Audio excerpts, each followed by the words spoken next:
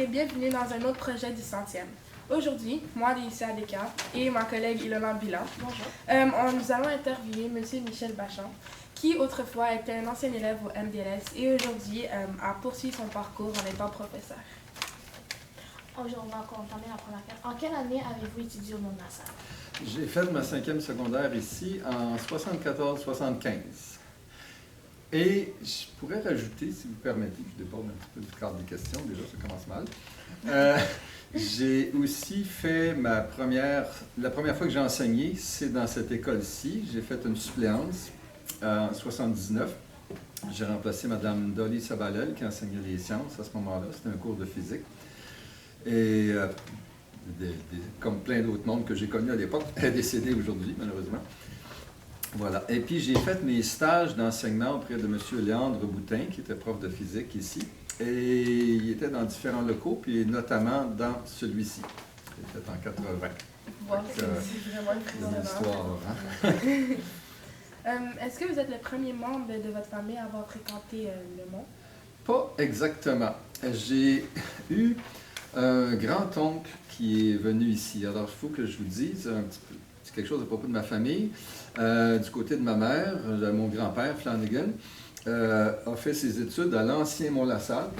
Vous avez connu un petit peu l'histoire. Il y avait une autre bâtisse avant celle-ci, construite en 1917. Il y en avait un autre qui était au Jardin botanique de Montréal. Et puis, mon grand-père a fait ses études là pour devenir frère enseignant, ce qu'il a fait pendant un certain nombre d'années. Puis bon, il a trouvé qu'il y avait certaines lacunes dans la vie religieuse, donc il est sorti, puis il s'est marié, bon, une famille, voilà. Et son frère aîné, Maurice Flanagan, lui, il avait à peu près 4 ans de plus, je pense, et il a étudié là-bas aussi, et lui, il est resté toute sa vie. Donc, il a enseigné, puis c'est quelqu'un qui avait de l'envergure, de la prestance, du caractère et de l'initiative. Donc, il a été rapidement appelé à diriger des écoles, donc à devenir principal.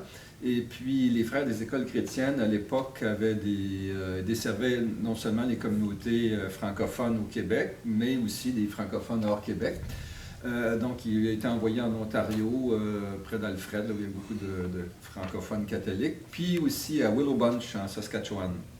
Il a été plusieurs années là, puis il a fondé, ou dirigé, ou peut-être fondé, je ne suis pas sûr, des écoles. Puis c'était des écoles qu'on appelait écoles de réforme dans le temps. C'est des écoles des élèves un peu tough, là, qui avaient de la misère. Mais il y avait la pointe pour dealer avec eux autres, puis il y avait comment je dirais, un bon côté très, très humain qui fait que les élèves l'adoraient, semble-t-il. Connu, là. Mais il y avait vraiment le tour avec eux autres. Être dur quand il fallait, mais il se sacrifiait puis faisait tout pour eux. Et Maurice Flanagan, son vrai nom, son nom de religieux, c'était Frère Justinien, parce que tous les frères qui entraient prenaient un nom religieux. Et Frère Justinien, bon, a fait sa carrière là, en enseignement et en direction. Puis vers la fin de ses jours, bon, sa santé faiblissait et il est venu finir ses jours ici à l'infirmerie du Mont-de-la-Salle et il est décédé d'un cancer au mois d'août 1961. Donc, en réponse à votre question, il y a eu quelqu'un d'autre dans ma famille, je ne suis pas vraiment connu, qui a fréquenté le Mont-de-la-Salle. Pourquoi avez-vous décidé de devenir enseignant de sciences et depuis quand pratiquez-vous ce métier au Mont-de-la-Salle? Quand j'étais petit, je voulais être savant. On a des rêves comme ça des fois. Puis bon, je me suis rendu compte à un moment donné dans mes études à l'université que je pense que je ne serais pas tout à fait à la hauteur d'Einstein ou de Stephen Hawking ou quelques autres. Bon, on va avoir des visées plus modestes. Puis bon, j'ai bifurqué vers les cours de pédagogie, didactique, tout ça, qui ont mis à l'enseignement. Puis un petit peu, bon, c'est des choix, des fois on ne choisit pas toujours exactement volontairement, il y a des circonstances qui font que, bon, on se retrouve, voilà. Et j'ai abouti dans l'enseignement, j'ai enseigné pas juste les sciences, j'ai un bac en enseignement de la physique, mais j'ai enseigné des maths pendant longtemps, j'ai fait des suppléances dans plein d'autres matières, j'ai même enseigné les arts plastiques. Puis j'ai fait le tour de tous les niveaux, j'ai enseigné aux adultes, j'ai enseigné à des enfants, j'ai fait des petits bouts pas vraiment d'enseignement au cégep, mais voilà. Un petit peu au cégep, mais essentiellement au secondaire. Puis depuis longtemps, les cours de secondaire 4 en sciences. J'ai été à l'école de virage avant d'aboutir ici.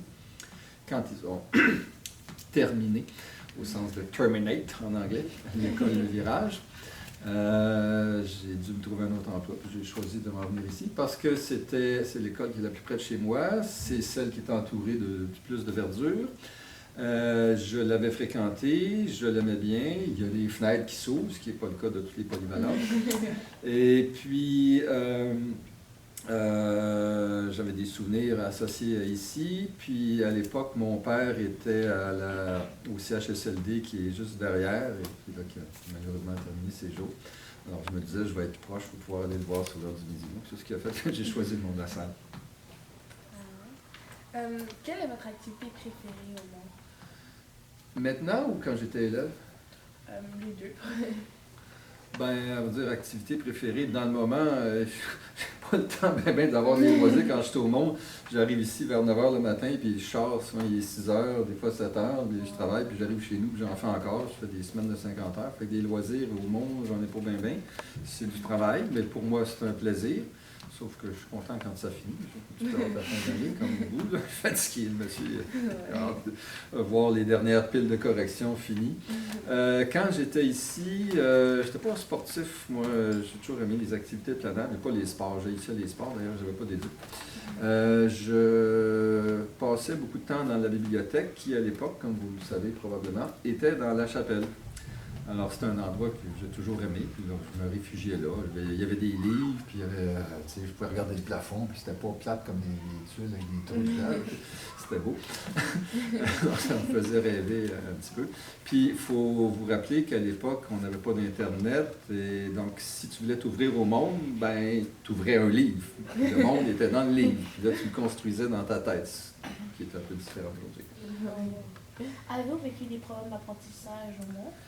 Dans un cours de physique, aussi étonnant que ça puisse sembler, j'avais commencé l'année, ça allait très bien, 92%, puis là, je sais pas, comme j'ai eu un petit prof m'a fait chier un petit peu, ça arrive, peut-être déjà connu ça, noir, tombé sur une erreur, là, j'ai comme négligé tout ça, puis je suis tombé à 26, le deuxième bulletin.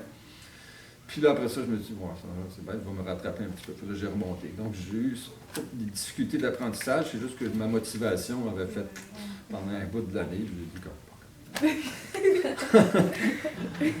je me suis rattrapé.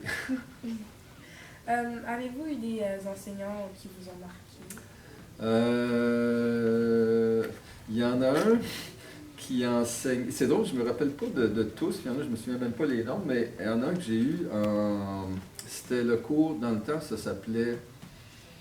C'était-tu morale ou enfin c'était l'équivalent de ce que vous avez aujourd'hui qui a changé au fil des ans, ERC, éthique, culture religieuse. Mais donc le monsieur, c'était un cours plus morale et philosophie. Puis bon, c'était un français. Puis on arrive le premier cours, on se pose assis en avant près du prof, puis là il commence. L'homme est un être de besoin! Puis il questionnait. Il a eu peur, il a traumatisé tout le monde. Au deuxième cours, tout le monde était assis dans le fond de la classe.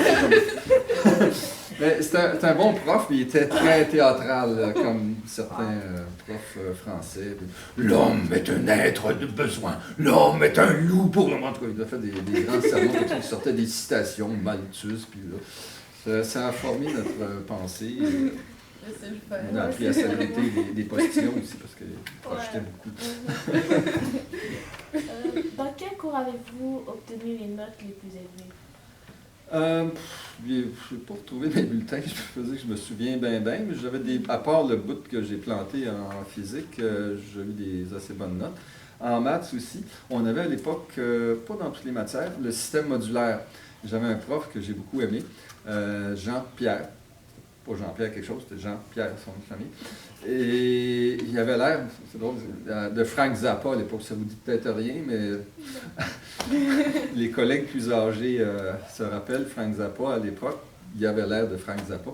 Puis j'ai bien aimé son cours parce qu'on n'avait pas besoin d'y aller. Alors, il était présent dans le local, on nous donnait des modules qu'il avait rédigés, puis on pouvait les faire où on voulait. Puis j'ai passé beaucoup de temps, mois d'avril, avril-mai, dans le parc, là, près de l'étang, là, en train de faire mes modules au soleil, à regarder les filles aussi, faire mes modules de maths. Donc c'est très, très, très agréable, puis j'ai eu des bonnes notes. Puis des fois, on venait au cours parce que, bon, il y avait une explication qu'il donnait. Il y avait des tests à passer, mais j'ai eu un bon souvenir de ce cours-là. Puis c'est la première année où j'ai vraiment je pense, aimer les maths. J'avais eu des bouts avant ça, dans d'autres écoles, début du secondaire. J'avais même coulé un cours de maths à un moment donné, parce que je ne comprenais rien. Dans ce temps-là, on a eu beaucoup de bouleversements dans le programme scolaire. On a l'impression, c'était dans les années 70, qu'ils changeaient de programme à chaque année. Fait que là, on est arrivé dans un cours en deuxième secondaire, puis ça n'avait aucun rapport, aucun avec ce qu'on avait vu avant. Puis je ne comprenais rien. De quoi il parle? De quoi je capte? Puis j'ai appris à dessiner dans ce cours-là. Puis à un moment donné, j'ai abandonné. Enfin, je restais dans le cours, mais je m'assoyais près d'une fenêtre, puis je dessinais pendant que la bonne femme elle parlait. Donc, ça n'a pas été fantastique, mais je me suis rattrapé après, puis c'est le cours que j'ai eu ici en secondaire 5 avec Jean-Pierre, où j'ai commencé vraiment à aimer les maths. J'ai trouvé ça le fun. On avait de la trigonométrie. Je ne sais pas si vous n'avez peut-être pas fait ça, là, mais j'ai commencé à vraiment trouver ça le fun. Ça m'a propulsé vers les sciences. Donc, ce prof-là m'a marqué aussi. Vous me demandez des profs qui m'avaient marqué. Et c'est drôle parce que plus tard dans ma carrière, je l'ai eu comme collègue. Une autre école. Ouais, alors, je le rappelais tout le temps. Tu sais, quand dans le temps que j'étais tourné là, puis il n'aimait pas ça parce que ça le vieillissait. Est-ce que vous êtes fait des amis au secondaire? Oui, je me suis fait des amis au primaire, au secondaire, au cégep, à l'université, puis j'en ai gardé un bon nombre avec qui je garde contact encore aujourd'hui. J'ai un ami que j'ai connu en première année, ça fait longtemps, je ne vous dirai pas en quelle année, ça fait un maudit bout de temps, puis c'est encore mon ami aujourd'hui. Puis j'en ai vu quelques-uns que je me suis fait au secondaire, oui. Comment trouvez-vous le moment aujourd'hui? Bien différent de ce qu'il fut à l'époque. D'abord, beaucoup plus coloré.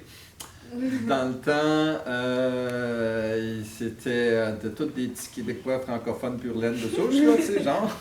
Des petits Jean Tremblay, puis Mario Lachance, puis bon, ce genre de noms-là. Puis peu à peu, bon, il s'est coloré, ce qui est très bien, je l'apprécie beaucoup. Dans ma classe, il y a des gens de... J'ai le globe terrestre dans ma classe ici. Le standard, disons, le niveau académique a baissé un peu. Cependant, à l'époque, le monde de la salle, dans les années 60-70, avait une réputation, c'était comme une école internationale. Là. C'était vraiment le top. Là. Il y avait des profs qui avaient des doctorats dans cette classe-ci même. Je me sens presque gêné de fréquenter ces lieux. Donc, c'était de très, très haut niveau. Bon, cette époque-là est passée, puis bon, mais c'est ce que c'est, puis c'est toujours le fun, c'est vivant, c'est animé, coloré, joyeux, puis il se passe des belles choses, puis je regarde ce qui se passe avec les équipes sportives et l'orchestre, l'harmonie, puis les choses que les gens en art font, puis les projets de science que mes collègues font. Là, je suis content de ce que c'est. Je suis content qu'on ait aussi un peu physiquement restauré la bâtisse parce que la bibliothèque, je vous ai dit qu'elle était dans la chapelle, puis il y avait une espèce d'affreux tapis d'une couleur, c'était vraiment laid. Là. Ils ont tout arrangé ça, puis ils ont fait une belle salle, c'est très bien, puis ils ont mis la bibliothèque en haut, ils ont rénové un petit peu l'entrée aussi, puis aménagé un petit peu alentour, il y a plus de verdure qu'à l'époque. Je trouve ça bien. Il y aura encore du travail à faire. Ça ne sera jamais ce que ça a été à l'époque des frères. Vous avez vu des photos qui ornent l'école, grâce à votre professeur, peut-être un petit peu, qui a déterré des archives. Dans le temps que les frères habitaient ici, c'était un endroit qui était justement habité, je me répète. Donc, ils vivaient là, puis ils cultivaient, puis il y avait des jardins partout, puis des statues. C'était vraiment très beau. J'aimerais ça qu'on puisse revivre une époque comme ça, mais bon, ça ne reviendra pas, puis il n'est pas question d'en refaire une école catholique ou d'une autre religion, mais qui ait un peu plus de vie, qu'on habite les lieux, puis que le terrain, le territoire de l'école soit plus propre. Ça, c'est une chose que je déplore. Je me promène alentour, puis je vois plein de cochonneries. Mais je sais que c'est pas vous qui faites des cochonneries, c'est sûr, c'est toujours des autres élèves. C'est pas mes élèves, c'est pas vous autres. Mais il y a des élèves, ça a l'air, qui garagent sur de cochonneries. Je reconnais des trucs de la cafétéria partout dans le champ en arrière. Là. Ça, je trouve ça un petit peu dommage. Puis on n'aurait pas vu ça à l'époque, dans le temps des religieux, là, parce qu'ils ramassaient le moindre petit papier, puis ils étaient super beaux. Mais bon, c'est une belle école. Continuez à l'habiter et à l'embellir. Alors, pour la dernière question, malheureusement, que souhaitez-vous au monde pour les 100 prochaines années? Qui continue d'ouvrir, d'accueillir des gens d'un petit peu partout, de leur ouvrir l'esprit, de leur transmettre des connaissances et surtout le goût d'en acquérir plus, le goût de l'initiative, l'émerveillement de la beauté des choses, la conscience des problèmes de l'actualité, de belles réalisations côté artistique, des projets, des victoires de toutes nos équipes sportives, même si les sports personnellement ne m'intéressent pas, mais je trouve ça très bien que les gens en fassent. Et j'espère qu'ils ne vont pas laisser la bâtisse se décrépir trop.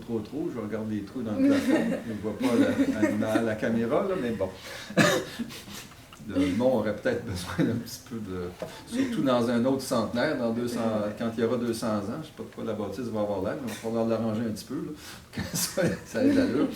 Qui remettent des belles choses dans le terrain alentour de la bâtisse. Mais j'espère qu'elle va continuer encore longtemps à remplir son rôle auprès des jeunes, auprès de la communauté. J'espère que l'orgue, on aura pu le rénover assez pour qu'il y ait des concerts d'orgue, notamment, où la population viendra. J'aimerais que l'école des Bordes ne soit pas juste une école.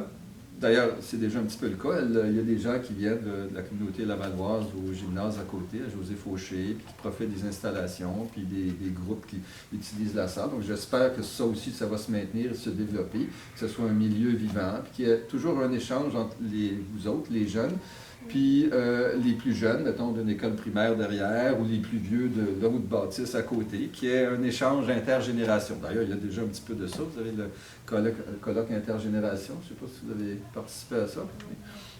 Je trouve que c'est des choses de fun. C'est des belles initiatives, puis j'espère que ça va non seulement se poursuivre, mais se développer, puis qu'il y en aura des nouvelles, puis que ça prendra plus d'ampleur. Afin que le monde de la salle, cette merveilleuse institution, reste au cœur de la vie des vieux quartiers de Laval. Merci, M. Michel Bachand, d'avoir répondu à nos questions. Dans l'espoir de vous revoir avec votre contenu. Merci beaucoup. Merci. Merci à vous. Ça fait plaisir. Ah, yeah.